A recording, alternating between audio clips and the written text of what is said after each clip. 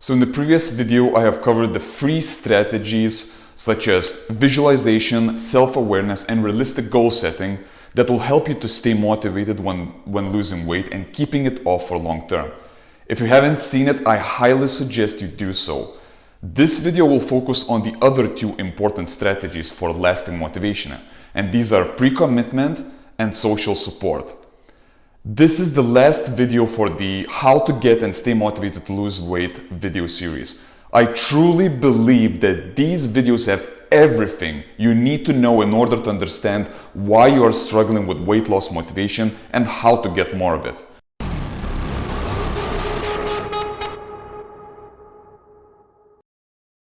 The strategy number 4 is using pre-commitment in order to stay motivated to lose weight. What I mean by pre-commitment is making a commitment in advance to reduce the number of future choices that you can make within a given situation, or making it more painful to give in when you are tempted. There are two mindsets within you that are at constant war, and they are tempted self and rational self. The rational self creates a plan for you to follow, and tempted self changes this plan the last minute.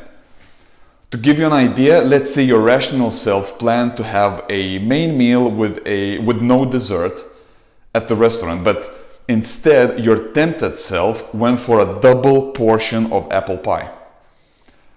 That is why pre-commitment should include steps in predicting and constraining the tempted self with obstacles and reduced number of choices. For example, you could have brought just enough money for the main meal so that you could not afford a dessert. Another classic example of this includes not keeping high-calorie snacks or other similar temptations in your house. It works because it makes it painful to have to get up, put the clothes on, walk to the shop, stand in a queue to buy, and then walk back home to only then be able to eat those candies. In terms of committing to exercise, you can prepay for an expensive annual gym membership or a personal training session. This way it becomes painful to not go and exercise because you don't want to waste money that has already been paid. Finally, there are some people who even made bets on whether they can lose weight or not to a great success, which is another way to add fine to instant gratification. Anything that makes immediate reward more painful to give in will help to shift that decisional balance in favor to your long-term goal. Final, and in my opinion, the most important aspect of staying motivated when losing weight is social support. For clarity, I would like to describe social support as the experience by the individual of being cared for and looked after by others, valued and esteemed, and involved in a social network of mutual assistance. There is no uncertainty when it comes to scientific and anecdotal evidence for the effectiveness of social support in facilitating weight loss and improving exercise compliance. It helps people to stick to eating plans, exercise regimes, as well as all sorts of other challenges. Social support can include information sharing, which is what I'm doing with this video, tangible or instrumental support, that is money or equipment, and emotional support such as listening, encouragement, recognition for success, as well as sharing experiences. So how can we use social support to our advantage in order to stay motivated to lose weight? For a start, have an honest conversation with your family and friends, explaining how important getting healthier and fitter is to you.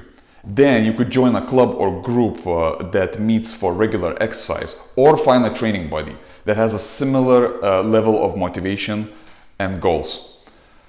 Make sure that everyone in your social circle knows about your weight loss. In fact, tell it to as many people as you can for the best effect.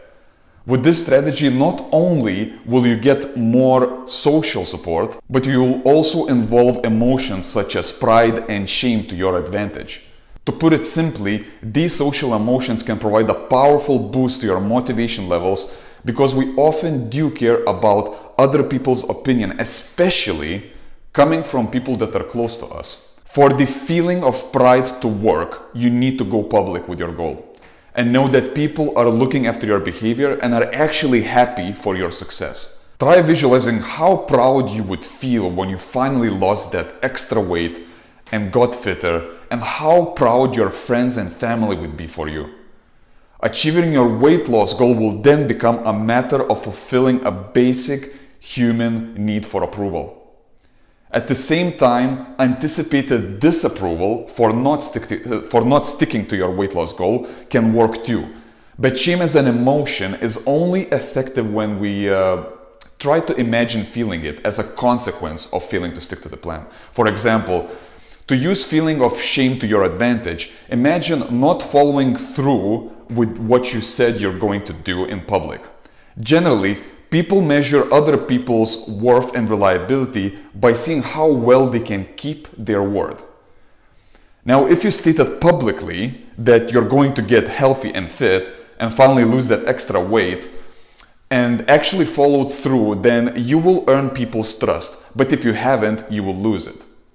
People might not take you seriously anymore, as you just keep saying you're going to do something, but nothing ever happens.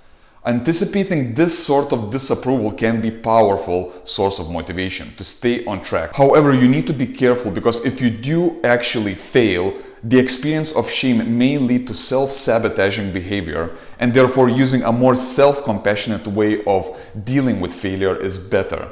That's it for this video. If you have any questions related to this topic, drop me an email or message. I'm looking forward to hear from you guys.